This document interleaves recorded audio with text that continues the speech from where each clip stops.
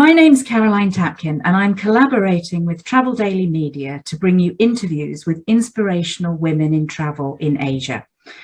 Today, we are welcoming Suyin Lee. Suyin, Discova, tell us about yourself. Introduce yourself to us, please. Thank you, Caroline. Thank you for having me here today as well.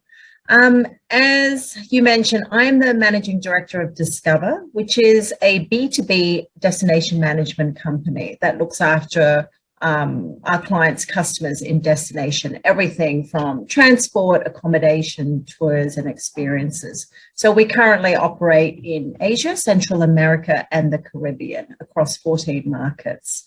Personally, I'm a Malaysian-born Chinese Australian. That's quite a long sentence, I know. The eldest of three girls. So grew up in Australia, and I've been in Singapore for the last 11 years. And I've spent the better part of probably the last 2 decades working in various Asian markets. So how did you get into travel? Quite by accident, really. I didn't grow up as a travel consultant. I didn't come out of school and move into travel like many people did in my company, which is the Flight Centre Travel Group. I was actually a chartered accountant. So I completed a Bachelor of Commerce, which is a very popular choice for children of Asian immigrants in Australia, particularly. And I joined a Big Four accounting firm, Ernst & Young, straight out of university, which was really not really great timing. It was the start of the Australian recession in 1990.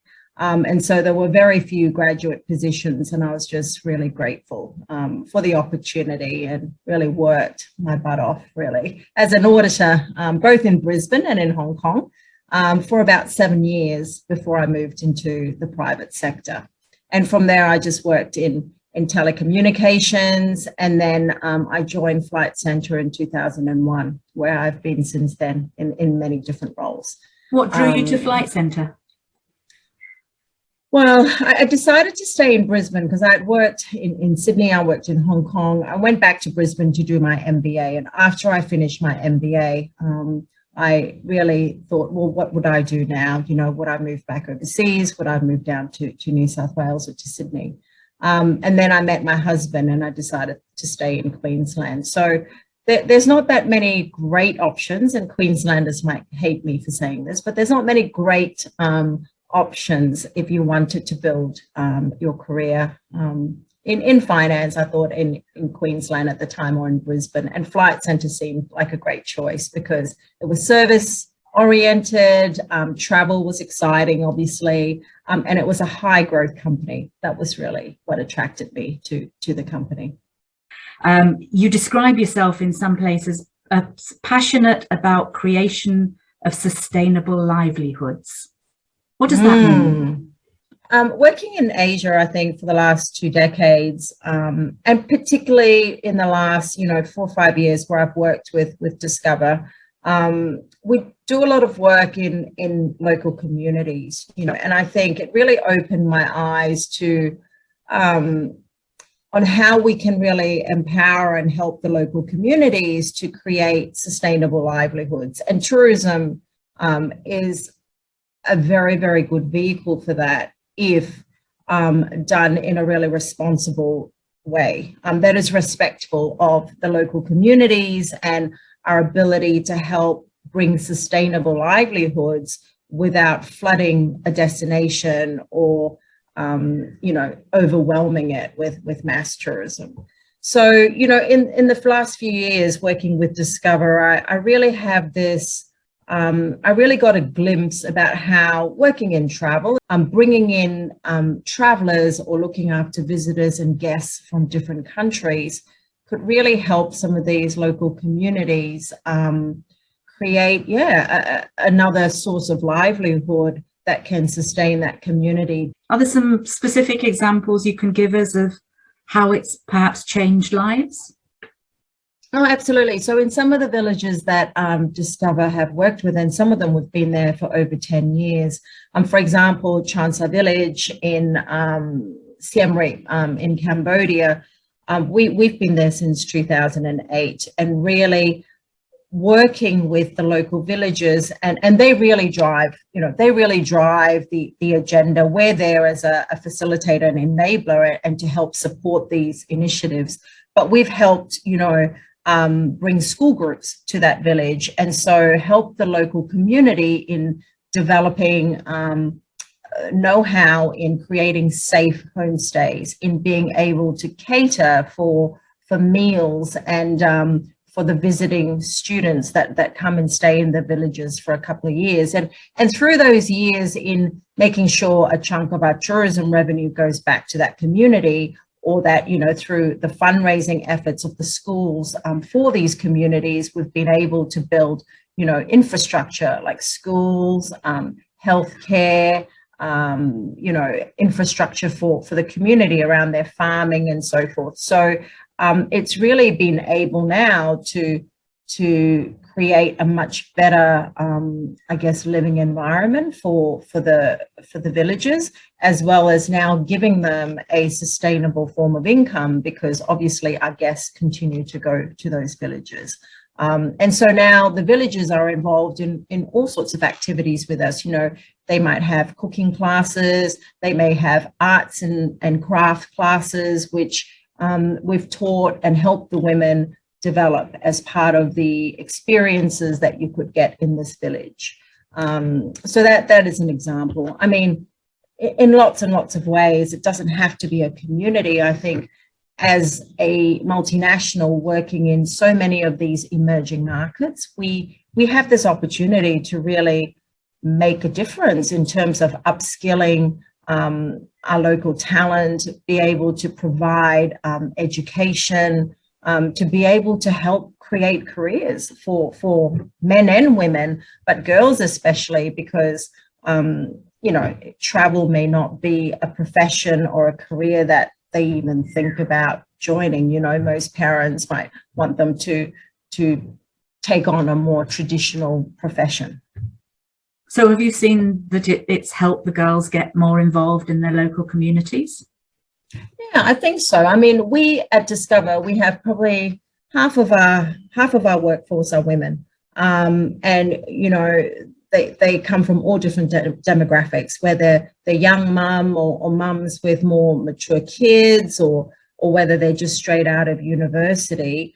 And I think that's just come about because we believe in gender equality, and we believe in a meritocracy approach to promotions and leadership roles and so forth. So we have seen that just being able to create an environment where anyone can succeed, and supporting them through training, regardless of your gender or your seniority, has really helped. And I think when women start to succeed and they then become role models for other women and other girls, I think that's where you get, that's where you start to build momentum. I think, success breeds success. And I think for a lot of our women, particularly in Indochina, they have to balance family expectations, cultural norms,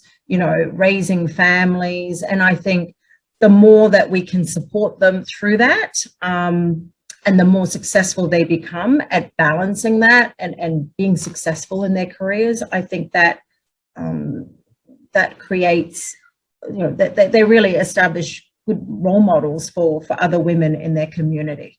They become real influencers, I think, for younger generations. Is this a general philosophy that you apply to all the markets that you work in? Or do you have specific areas that you work with the local communities? No, I think it's generally our philosophy. It is one of Discova's. It's also my personal kind of purpose. I mean, I sort of fell into it because I've been working in Asia for so long, and I found that as a female leader in a lot of Asian countries, and travel at the senior ranks is still very much dominated by men.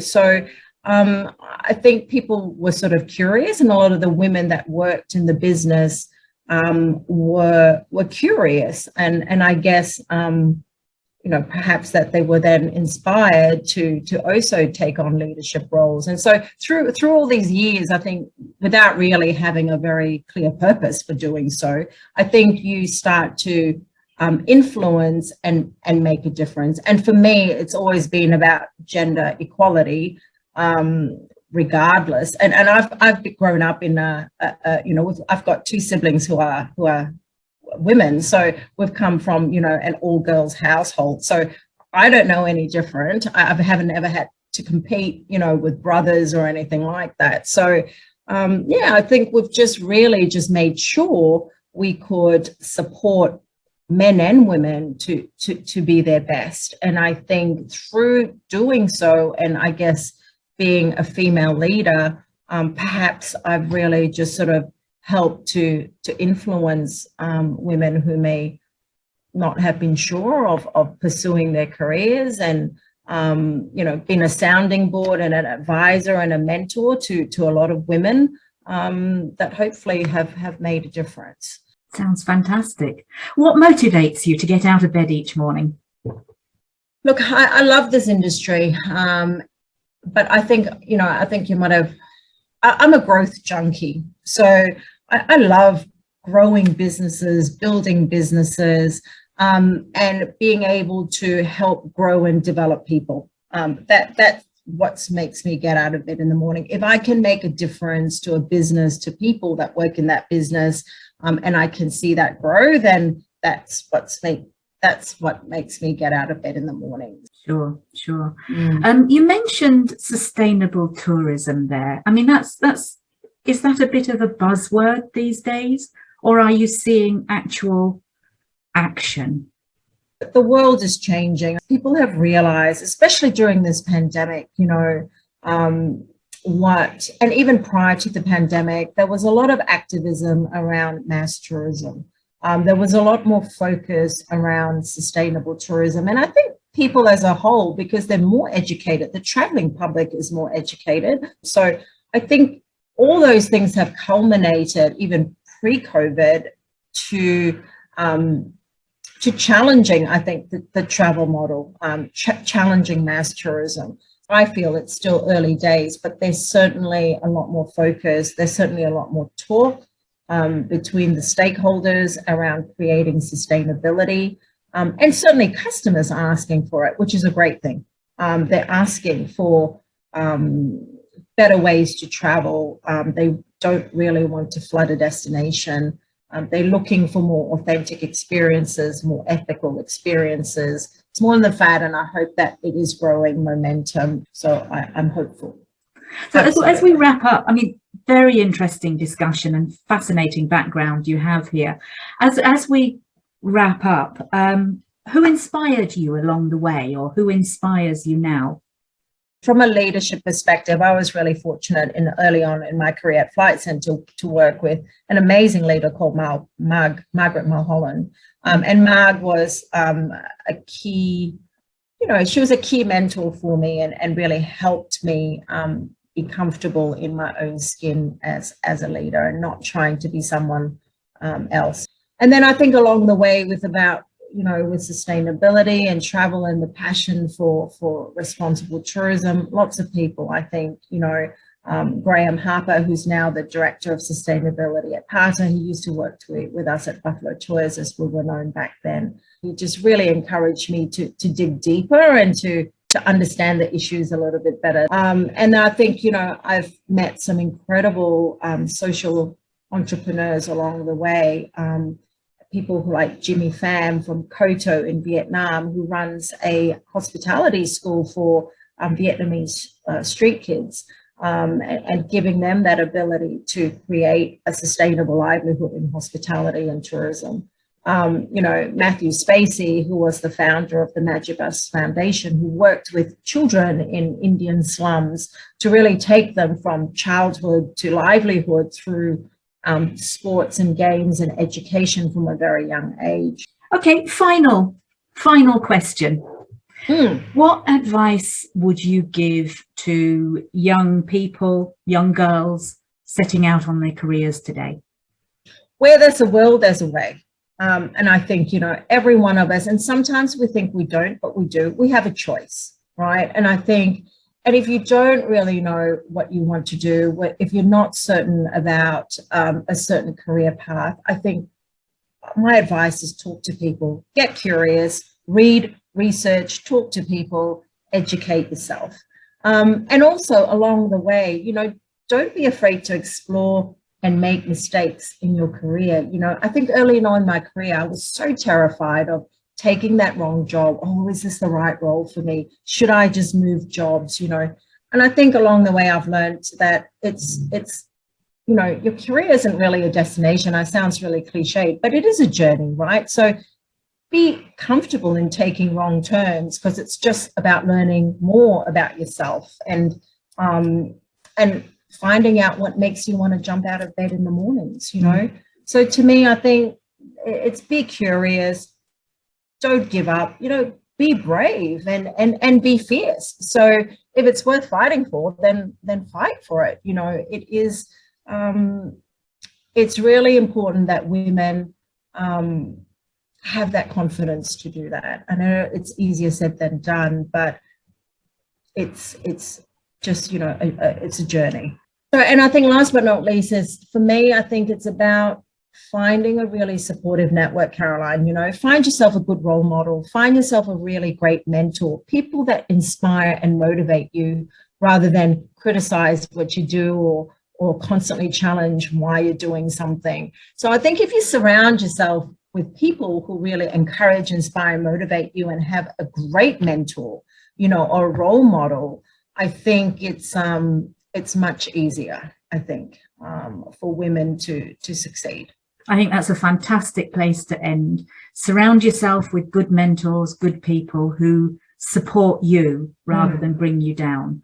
Yeah. Be fierce. I mean, failure is an opportunity to succeed. It's not the end of the world. And just be brave and get curious. Right. I think there's some great advice there.